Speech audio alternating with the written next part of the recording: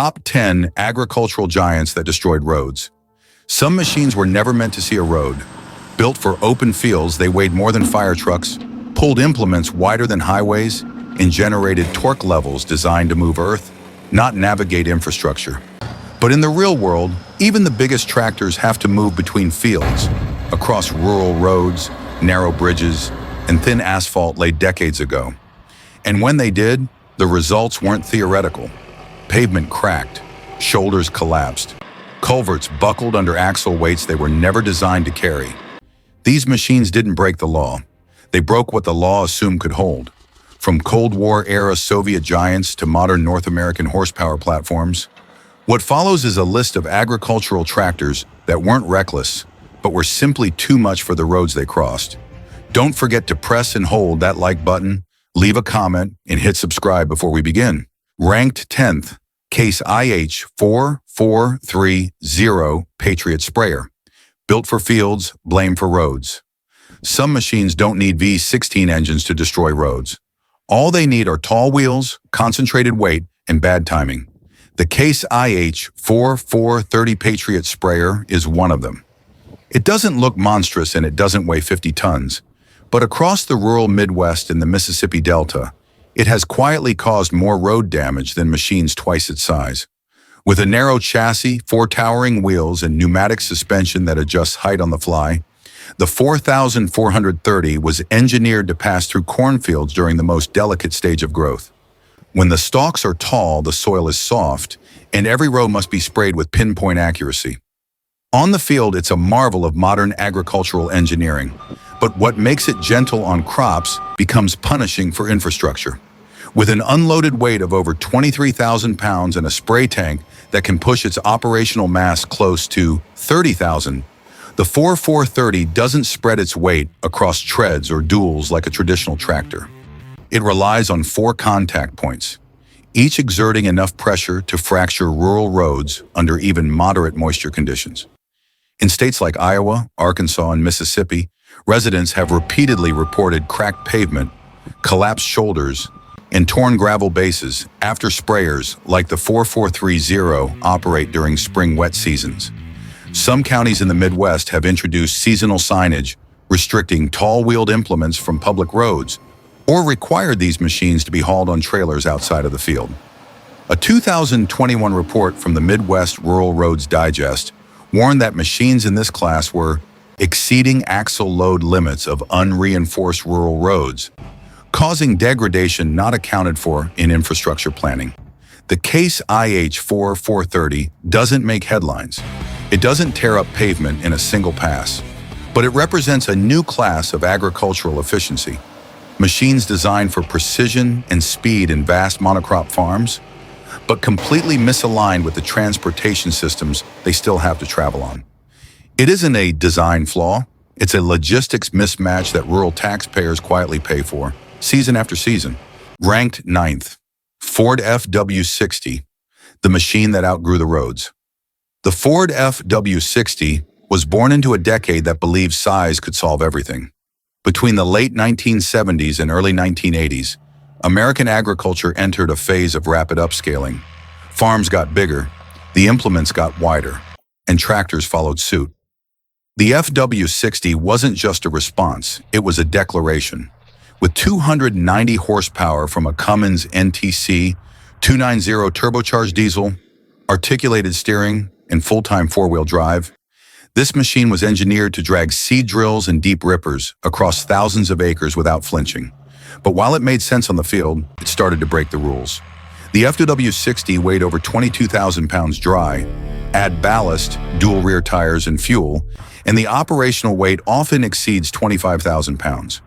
Its articulation point gave it flexibility across uneven terrain, but on asphalt, especially narrow rural roads, that same articulation caused dynamic weight shifts.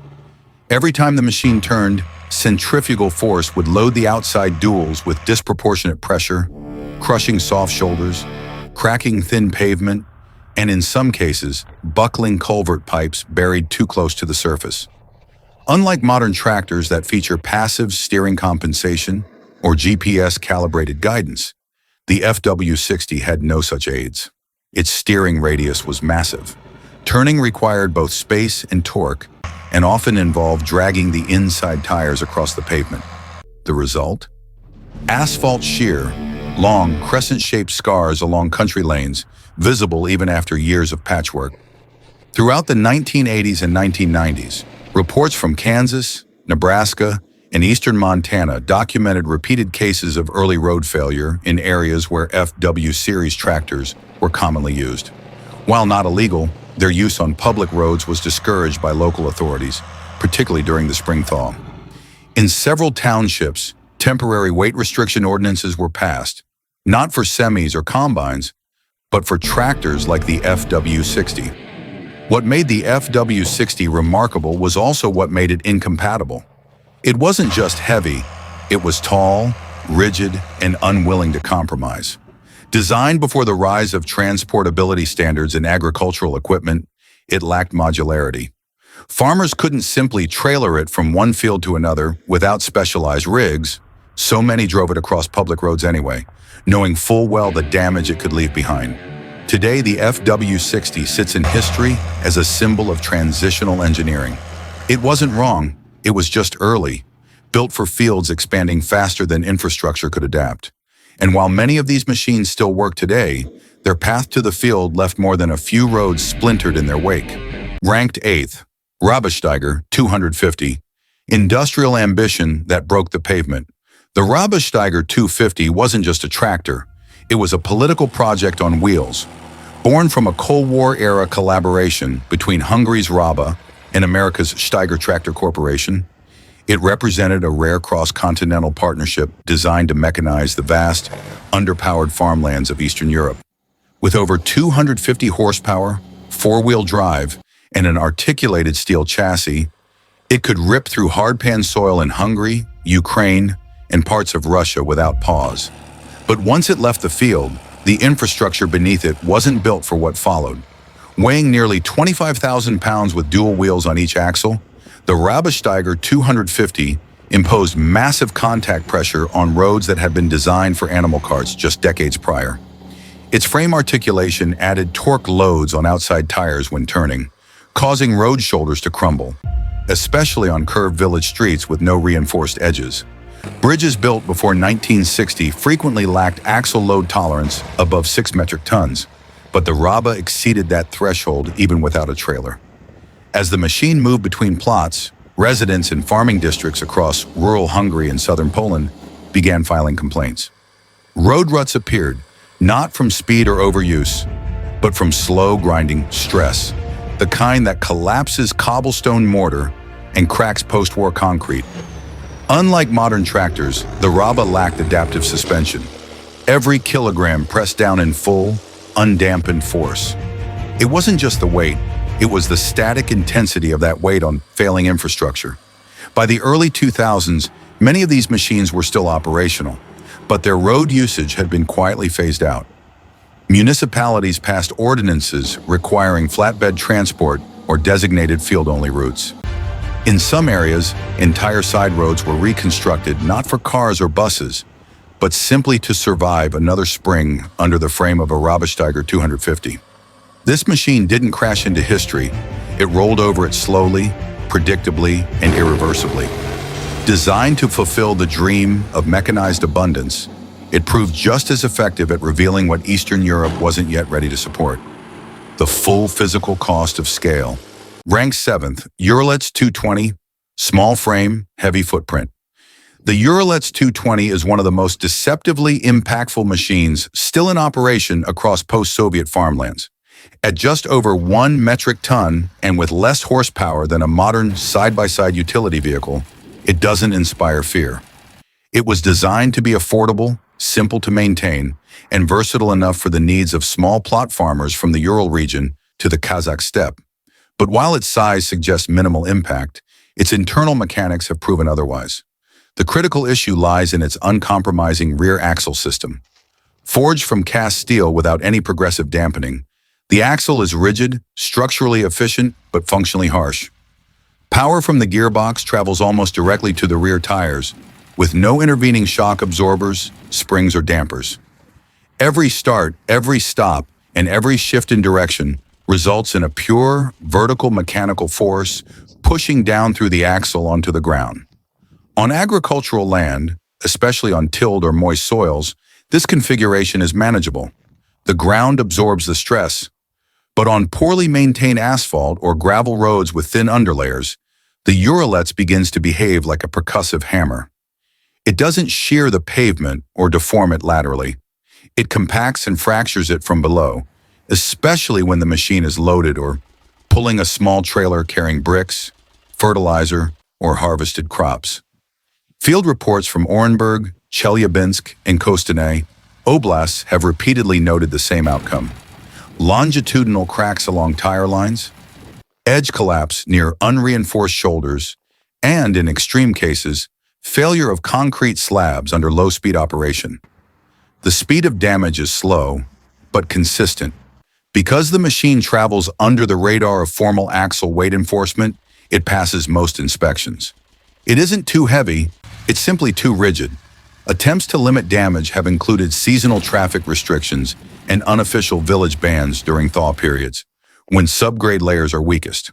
But given how ubiquitous the Uralets are across decentralized farming communities, enforcement remains difficult. Thousands of these machines remain in operation, some brand new, others overhauled, many modified to haul loads far exceeding the design intent of the original 22 horsepower diesel. In a landscape where infrastructure maintenance is already underfunded, the Uralets 220 stands as a paradox. Too small to regulate, too common to replace, and too rigid to ignore. It is not the machine's size that causes the damage, but its unwillingness, by design, to absorb any of the force it delivers. Ranked 6th, modified pulling tractors. Built to impress, not to travel, few machines attract crowds the way pulling tractors do. Towering engines, open-frame bodies, tire treads wider than a sidewalk. In sanctioned competitions across the US, Canada, and parts of Northern Europe, these machines perform a particular function, transferring thousands of horsepower into raw forward motion over short distances, usually on a compressed dirt or clay track. Within that context, they're controlled, regulated, and relatively safe. Outside of it, they've been known to do real, measurable harm, especially when pushed beyond their engineered purpose. Modified pulling tractors come in many forms. Some are built on classic John Deere or Farmall frames.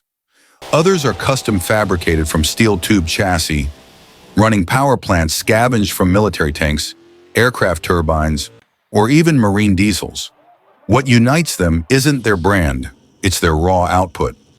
Many exceed 1,000 horsepower, some top 3,000. Most are built for explosive acceleration, not distance, and lack the suspension, braking systems, or structural dampening required for standard road use. And yet, on more than one occasion, these machines have been driven beyond the competition grounds, across fairgrounds, onto gravel access roads, and even short public segments between transport trailers and event gates. It's in these unintended moments that their impact becomes less spectacular and more destructive.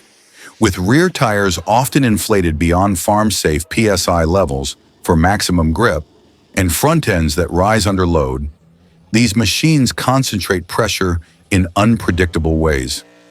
On unpaved paths, they rut deep enough to require regrading. On brick or stone paving, common in older fairgrounds, they've shattered tiles. Asphalt roads, especially those softened by summer heat, suffer compression cracks and premature surface fatigue after even a brief pass. Event organizers in states like Ohio, Indiana, and Iowa have quietly modified venue layouts to keep these machines from rolling outside the pulling track.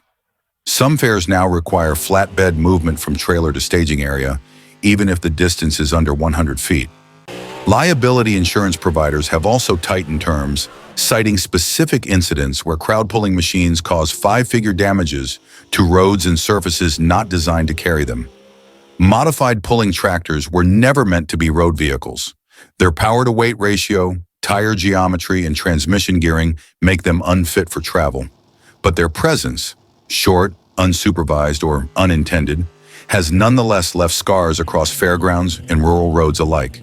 Ranked 5th, Claas Xerion saddle track. Precision built bigger than the roads. The Claas Xerion saddle track wasn't built to impress. It was built to solve a problem.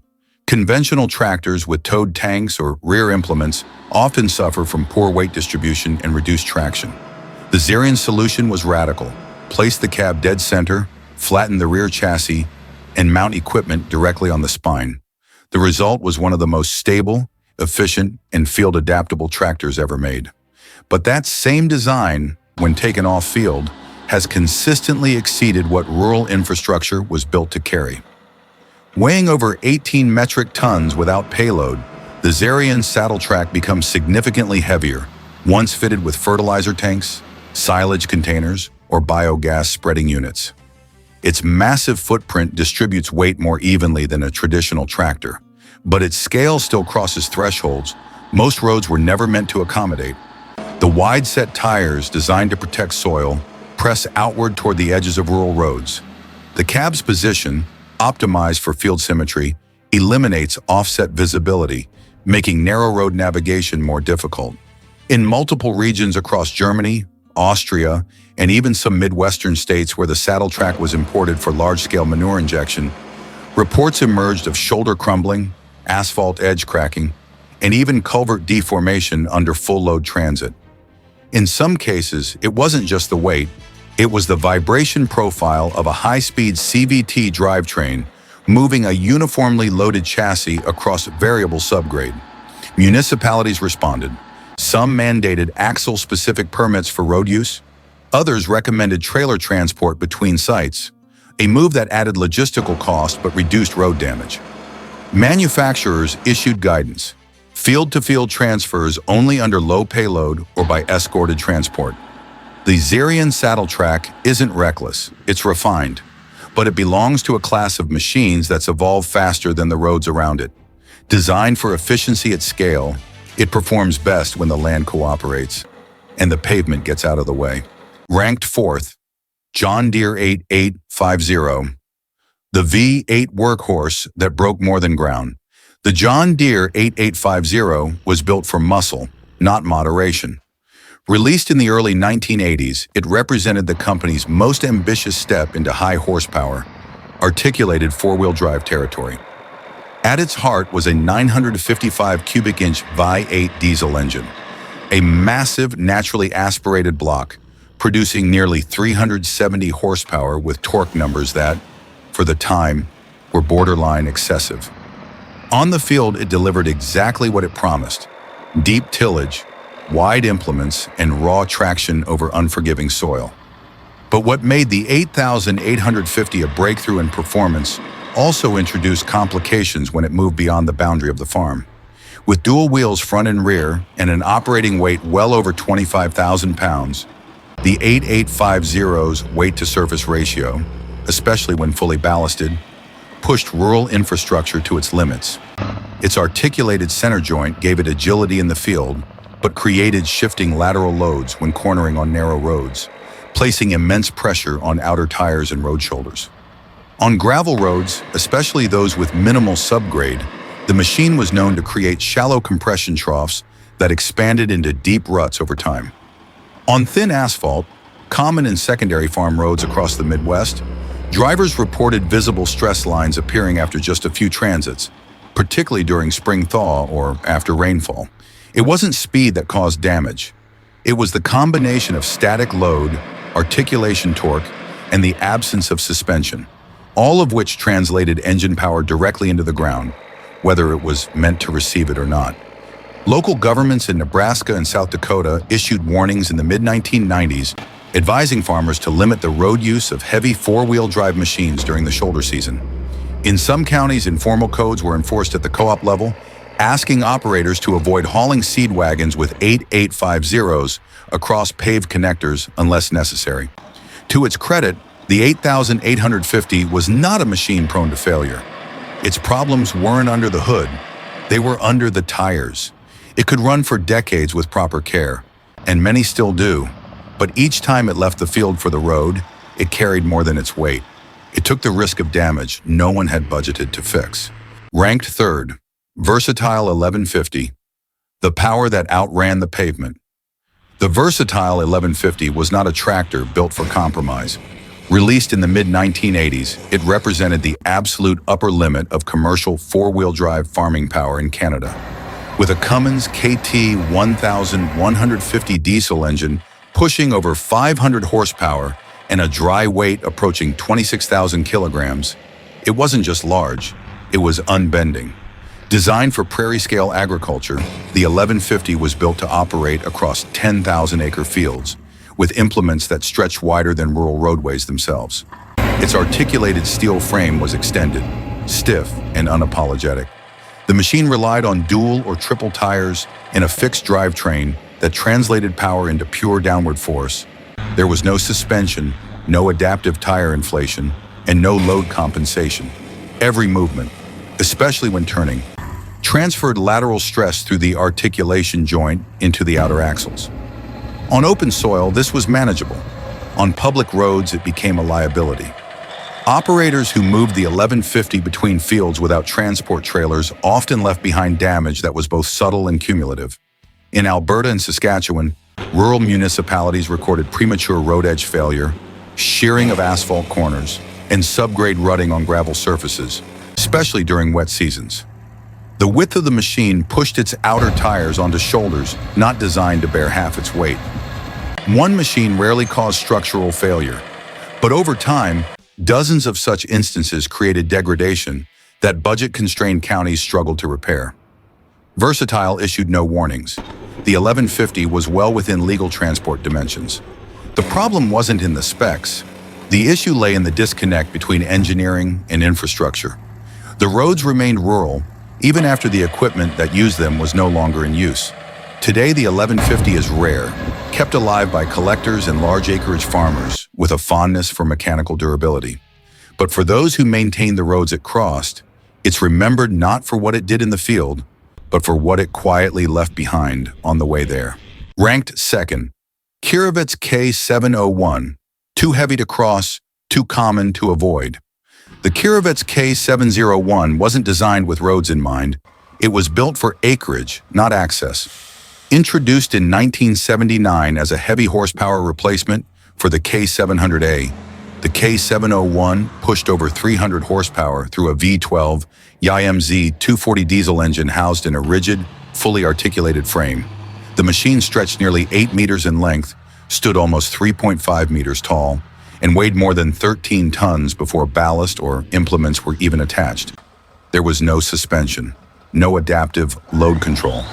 It was a system of torque, welded steel, and oversized tires, built to conquer frozen steppe in post-glacial clay, not cross public roads. Its operation was blunt. All four wheels were driven. The steering came from a central hinge in the chassis, not from the wheels themselves. When it turned, the full torque of its mass transferred across the articulation point to the outer tires that often ran over unreinforced shoulders or soft asphalt, especially during thaw season. Each movement was precise in the field, but destabilizing on the road. Throughout the 1980s and 1990s, municipal records from the Bryansk, Kursk, and Poltava regions document the same pattern. Localized cracking near intersections of rural roads, repeated edge collapse after spring planting runs, and misaligned culverts below roadbeds that had no design allowance for repeated 13-ton axle passes. In some districts, signs were posted banning K701s from bridge crossings. Though enforcement was rare, especially during the peak of sowing season, the damage was never immediate. It accumulated quietly through compression, delamination, and structural fatigue. Operators often had little choice. The state assigned K701S to cover distances that predated modern logistics. When fuel was available and the weather was dry, machines moved under their power between fields separated by as much as 15 kilometers of rural roads. Trailers were rare, escort vehicles unheard of, and so the tractors rolled, slowly, predictably, and unyieldingly, over roads never meant to carry their weight. To this day, hundreds of K701s remain in active service across former Soviet territories. They're kept running not because they're efficient by modern standards, but because they're durable. They are machines that don't break down, but do break everything else. And in villages that never recovered the budgets needed to repave or rebuild, the marks they left aren't historical, they're still visible. In first place, Big Bud 16-747, when the road meant nothing anymore. The Big Bud 16-747 was never designed to fit in. Commissioned in 1977 by the Rossi brothers of Havre, Montana, it was a custom order, not a production model. It needed to do one thing: pull an 80-foot cultivator across 8,000 acres of dryland wheat, without compromise, without slowing, and without braking. It succeeded, but in doing so, it redefined what a tractor was and what a road was allowed to handle. At 1,100 horsepower and nearly 60,000 kilograms fully loaded, the 16x747 remains the largest agricultural tractor ever built. Its 16-cylinder Detroit diesel engine spans both frame rails. The articulation joint, larger than the wheelbase of a pickup truck, transfers rotational mass through a steel spine that never flexes. Its dual 8-foot tires, 4 at the front, 4 at the rear, were initially designed for open pit mining. Every part of the machine is oversized, overbuilt, and over the limit of conventional infrastructure. On private land, it performed exactly as intended, but the moment it touched public roadways, even for short field-to-field transfers, it introduced loads that exceeded design tolerances by orders of magnitude. Rural roads cracked beneath it, shoulders folded. In one documented case in Chouteau County, Montana, the 16-747 caused longitudinal fissures across a 2-lane rural connector after a single wet season crossing. Engineers found no fault in the tractor itself. It was simply too much mass applied over too little structure. There was no way to move it legally over bridges without special permits. Its width exceeded standard transport lanes. Its tire pressure, while reduced for traction, still concentrated weight across zones that county roads were never engineered to withstand. In effect, every time it left the field, it operated outside the assumptions of civil design. The Big Bud 747 was retired from commercial farming in 2009. It now lives on display at the Heartland Museum in Iowa, occasionally starts, and is rarely moved. Not because it failed, but because the world it required no longer exists. There is no infrastructure ready to carry it. No field is wide enough without conditions. No roads can take it and remain unchanged. It was the apex of purpose-built power, and for everything else around it, it was simply too much. They were not designed to cause damage. Every machine in this list was built with a purpose: maximum field performance, high volume coverage, and mechanical durability. But when weight, scale, and force meet infrastructure that was never upgraded to match, the failure isn't sudden, it's structural, it accumulates. And for the counties and villages tasked with maintaining those roads, the consequence of oversized machinery wasn't theoretical. It was measured in asphalt fatigue, culvert deformation, and repair budgets that couldn't keep up. The tractors didn't change. The roads just never caught up. Let us know which one resonates with you in the comments, and don't forget to like and subscribe to our channel for more content like this.